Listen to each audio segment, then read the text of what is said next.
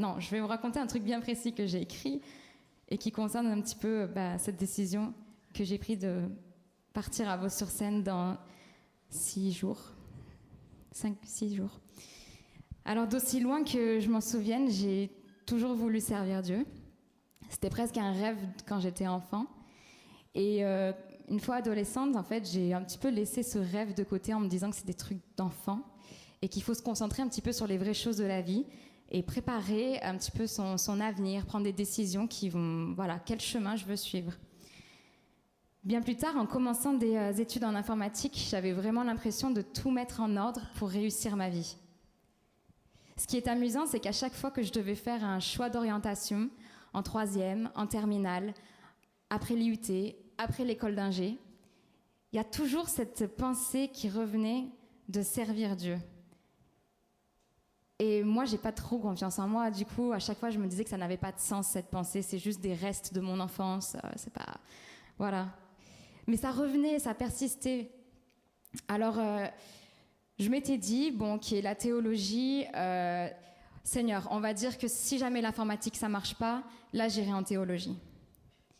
Comme si on pouvait faire des deals avec Dieu, c'est très drôle. Et finalement, l'informatique, ça a marché. Voilà, je suis ingénieure et je travaille dans un laboratoire de recherche en traitement d'images. La suite logique aurait été de faire une thèse dans ce domaine. Mais Dieu a une logique bien à lui. Il y a 2 ans, j'ai pris la responsabilité du groupe des 17+, ici. Et c'était en fait la première fois pour moi que je pouvais servir Dieu entièrement avec ce que je suis et avec les dons qu'il m'a donnés. Le groupe a vite grandi en nombre, mais surtout en foi. Et on a tellement été bénis. Et en fait, j'avais juste l'impression de ne pas faire grand-chose, de faire juste le minimum. Et en fait, j'ai pu être témoin de voir comment Dieu utilise ce minimum pour en faire quelque chose qu'on ne peut plus mesurer.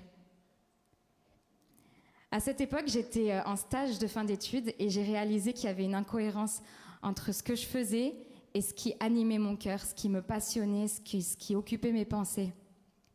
J'étais en train de développer une application web et dans ma tête, je pensais « Oh là là, et si vendredi on faisait ça avec les jeunes? Mais ouais, mais ce serait trop bien !» Et puis après, je me retrouve à aller sur des sites pour essayer de voir qu'est-ce qui a déjà été fait dans ce domaine, qu'est-ce qu'on peut faire, à commencer à lire ma Bible et à chercher quelque chose qui pourrait aller avec ça. Ça n'avait juste aucun sens. J'étais malhonnête au final. En mai 2017, donc quelques mois après, une dizaine de jeunes du groupe et moi-même, on est allés à un rassemblement de jeunes en Suisse qui s'appelle RJ. Et il y avait Luc Dumont qui était là et qui nous a parlé de l'appel de Dieu. Il nous a parlé de notre mission sur Terre. Et alors que je l'écoutais nous expliquer le projet de Dieu pour notre vie, c'est comme si tout devenait évident et clair. C'était simple. J'étais tellement bien. J'étais dans la présence de Dieu. J'étais plus tiraillée, frustrée, agitée. J'étais juste bien, apaisée par la présence de Dieu. En réponse au message de Dieu, on a chanté le chant « Je te donne tout ». Prends mon corps, prends mon âme, je te donne tout.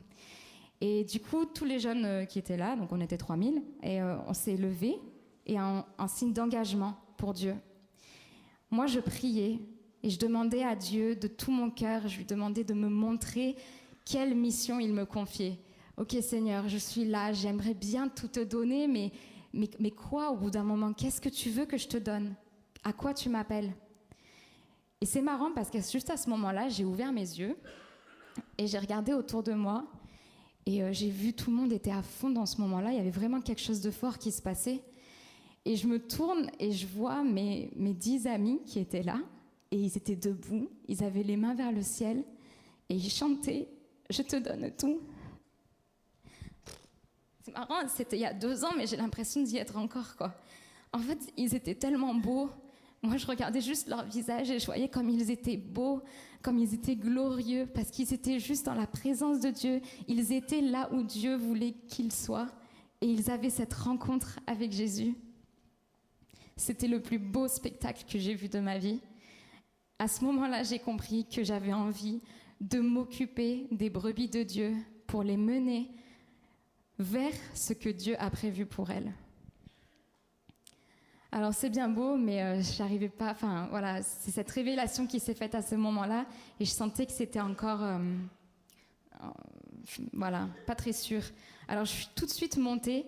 Après cette plénière, je suis tout de suite montée dans une salle où il y avait des gens qui pouvaient prier pour nous. Je me suis assise et les 2 personnes m'ont demandé pourquoi tu veux qu'on prie pour toi. Et je leur ai dit, écoutez, voilà, je sens cet appel sur ma vie, mais j'y arrive pas. Il y a quelque chose qui me retient. J'ai trop peur. J'ai peur de sauter, j'ai peur de tout quitter, de m'abandonner, sans savoir où je vais me retrouver. J'ai peur qu'on risque de me confondre avec ma mère. J'ai peur de ne pas avoir les dons pour ce ministère. J'ai peur de ne pas être assez, d'être trop faible, trop imparfaite, de ne pas être la bonne personne, quoi. Et la femme qui était en face de moi, c'était très amusant parce que, enfin, non, à ce moment-là, pas amusant, mais elle n'a pas essayé d'argumenter sur tous les points que je venais de donner. Elle m'a juste répondu, la peur ne fait pas partie du royaume de Dieu. Et là, moi, j'ai bugué, j'ai rigolé et j'ai pleuré. Ça devait être très joli comme spectacle, mais parce que d'un coup, j'ai réalisé que il n'y a plus rien qui m'empêchait d'y aller alors. Et je lui ai juste répondu, mais si j'ai pas peur, je vais devenir pasteur. Aurélien l'a lu juste avant, dans Romains 8, verset 15, il est dit « Et l'esprit que vous avez reçu ne fait pas de vous des esclaves qui ont encore peur, mais il fait de vous des enfants de Dieu. Je suis fille de Dieu, je lui appartiens, je fais partie de son royaume. Alors, la peur n'a pas le droit d'influencer mes choix ou mon identité. Alors, faut pas croire, j'ai encore peur, mais par-dessus tout, je crois en Dieu. Je crois qu'il est vainqueur. Je crois qu'il est Seigneur de ma vie. Et rien ne pourra me séparer de son amour. J'ai d'ailleurs découvert cette année qu'à chaque fois que j'avais une crainte, en fait, c'était qu'un mensonge s'installait dans mes pensées. Et c'est amusant de voir que quand je lis la Bible ou quand je passe un temps dans la présence de Dieu, il fait taire ses mensonges et il fait régner sa vérité. Qui je suis pour lui et qu'est-ce qu'il veut pour moi.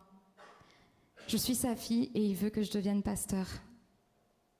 Alors je ne sais pas du tout ce qui m'attend en fait en me lançant dans cette aventure, mais je suis certaine que je veux donner toute ma vie à Dieu afin qu'il l'utilise pleinement pour sa gloire. Et voilà le moment où je veux vous remercier, vous, Église. Merci parce que vous êtes ma famille. Merci parce que vous m'avez considérée comme votre famille. C'est ici que j'ai entendu l'appel de Dieu. C'est ici que j'ai découvert les dons que Dieu a déposés en moi. C'est ici que Dieu a fait naître ce feu en moi. C'est ici que j'ai pu exercer mes dons avec le groupe de jeunes. Alors merci de m'aider à faire ce saut qui m'expédie tout droit à Vaux-sur-Seine. Vous êtes un soutien énorme. Je crois que le plus dur dans cette histoire, c'est de partir d'ici. Mais je crois que Dieu peut faire infiniment au-delà de tout ce que je peux imaginer ou demander.